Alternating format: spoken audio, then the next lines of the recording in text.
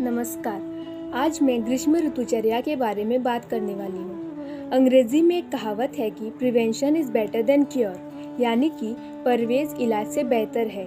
आयुर्वेद का मुख्य उद्देश्य भी कुछ ऐसा ही है कि जो व्यक्ति स्वस्थ है उसका स्वास्थ्य बना रहे और जो व्यक्ति बीमार है उसके स्वास्थ्य की रक्षा की जाए। यानी कि आयुर्वेद का यही मानना है कि यदि आप अपना स्वास्थ्य बनाए रखोगे तो आप कभी भी बीमार नहीं होंगे और यह ऋतुचर्या के पालन से ही हो सकता है। ऋतु परिवर्तन का शरीर और वातावरण पर एक अनोखा सा ही प्रभाव पड़ता है। हमारे देश के वातावरण की यही विशेषता है कि यहाँ साल में 6 ऋतुएं आती है। आयुर्वेद के आचार्यों ने अपनी संहिताओं में अलग अलग ऋतुओं के आचार यानी आहार और विहार का बहुत ही विस्तृति से वर्णन दिया है। ऋतु के अनुसार और उसके अनुकूल एक ऐसा आहार और विहार जिससे हमारे शरीर का वातावरण के साथ एक निजी संतुलन बना रहे, इसी को हम ऋतुचर्या कहते हैं। तो आज हम 6 ऋतुएं यानी हेमंत, शिशिर, वसंत, ग्रीष्म, वर्षा और शरद में से ग्रीष्म ऋतुचर्या के बारे में बात करेंगे। ग्रीष्म ऋतु आदान काल का अंतिम ऋतु है। यह साधारणतः मिड मई टू मिड जुलाई या ज्येष्ठ और आषाढ़ मास का अवकाश गर्मी का मौसम कहलाता है। इसमें सूर्य की किरणें पृथ्वी का सारा जलांश या स्निग्धांश सोख लेती है। गर्मी या लू का प्रभाव प्राणी और वनस्पतियों पे पड़ता है। नदी नाले सूख जाती है।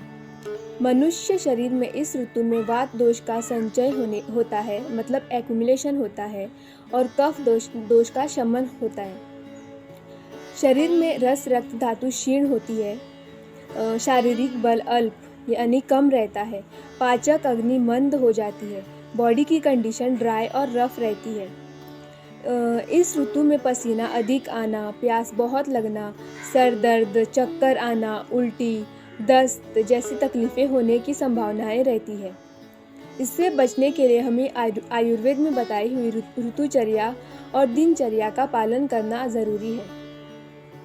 तो ग्रीष्म ऋतुचर्या के बारे में यानी गर्मी के मौसम में हमें हमारा खान पान कैसा रखना चाहिए या फिर हमारी शारीरिक क्रियाएं कैसी रखनी चाहिए, इस पर हम डिटेल में देखेंगे। जानकारी का वर्णन चरक संहिता सूत्रस्थान अध्याय 6 और अष्टांग हृदय सूत्रस्थान अध्याय 3 में दिया गया है कि सूरज की धूप बहुत तेज रहती है, जिसके कारण शरीर में जो जल तत्व है उसको वह सुखाती है, शरीर में स्निग्धता को कम करती है। हमारे शरीर में वात, पित्त, कफ इन तीनों का बैलेंस रखना बहुत ज़रूरी है। तो ग्रीष्म ऋतु में कफ दोष का क्षय होने लगता है, यानी कफ दोष कम होने लगता है और जो वात दोष है वो बढ़ने लगता है। इसके साथ ही बाहर की उष्णता के कारण शरीर में गर्मी होने लगती है। अब हम बात करेंगे कि हमारा खान पान कैसा रहना चाहिए। आयुर्वेद में बताया गया है कि इस ऋतु में हमारा खाना मधुर रस यानी मीठे रस वाला होना चाहिए। इसके साथ ही यह बताते हैं कि खाना लघु यानी पचने में हल्का होना चाहिए। इसके साथ ही बताते हैं कि खाना स्निग्ध हो यानी खाने में स्निग्धता होनी चाहिए। जैसे हम लोग तेल या घी डालते हैं वो हमारे खाने में ज़रूर होनी चाहिए। इसके साथ ही उसका शीतल गुण हो यानी वो स्वभाव से ठंडा हो और उसमें द्रवता हो यानी जो लिक्विड कंटेंट है या जल तत्व है वह आपके खाने में ज़रूर होना चाहिए। देखिए, वो बताते हैं कि मीठा भी हो लेकिन लघु हो यानी पचने में हल्का हो। लेकिन जनरली मीठा तो हैवी रहता है और तेल और घी तो हैवी रहती है, तो इसको हल्का कैसे बनाएं? तो आपको इसे भरपेट नहीं खाना है, मतलब पेट भरकर नहीं खाना है। इसे आप कम क्वांटिटी में ले सकते हैं ताकि पचन फास्ट हो। आप चावल खा सकते हैं।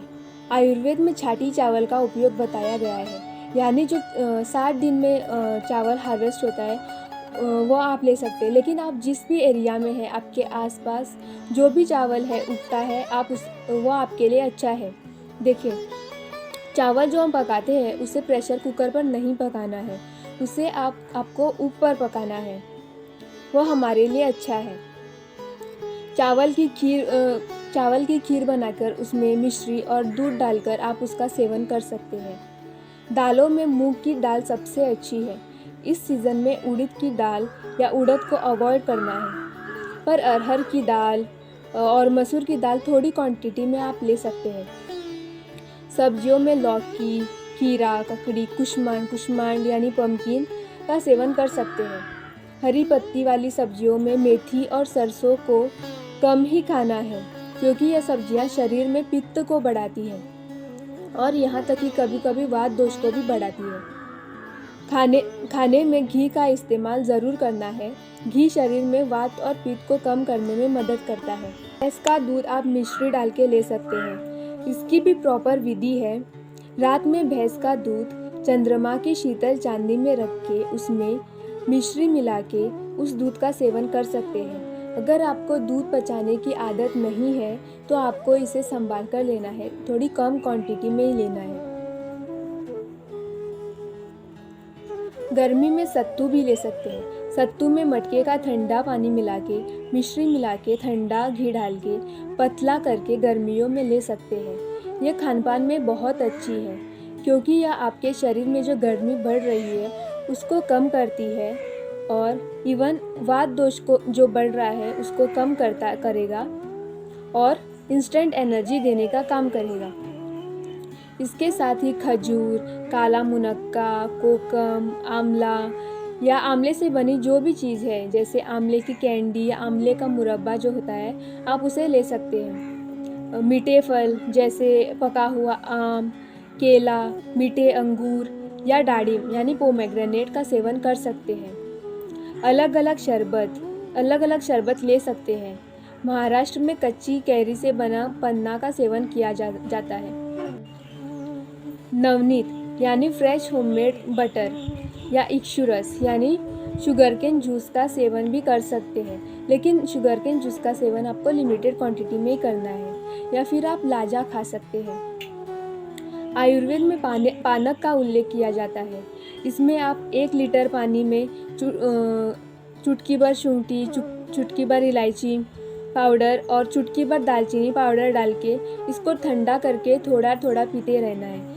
या फिर रागे के आटे का घोल बना के छाछ में मिला के उसमें धनिया पत्ती डाल के पी सकते हैं। अब देखते हैं कि गर्मी के दिनों में हमें कौन सी चीज़ें नहीं खानी है। आयुर्वेद में बताया गया है कि लवण रस यानी नमकीन या खारा, कटु रस यानी तीखा, आम्ल रस यानी खट्टी चीज़ें हमें नहीं लेनी है या कम लेनी है या उष्णता उत्पन्न करती है। आयुर्वेद में वैसे तो 6 रस लेने के लिए बताया गया है, तो उनका बैलेंस होना ज़रूरी है, लेकिन ऋतु के हिसाब से कौन सा स्वाद हमें लेना चाहिए और कौन सा स्वाद हमें कम करना चाहिए वह बताया गया है।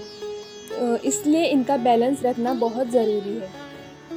पहले हमने बताया कि जो खट्टी चीज़ें हैं जैसे कोकम, काला मुनक्का लेना चाहिए, बट अब हम बता रहे हैं कि ये खट्टी चीज़ें नहीं लेनी है।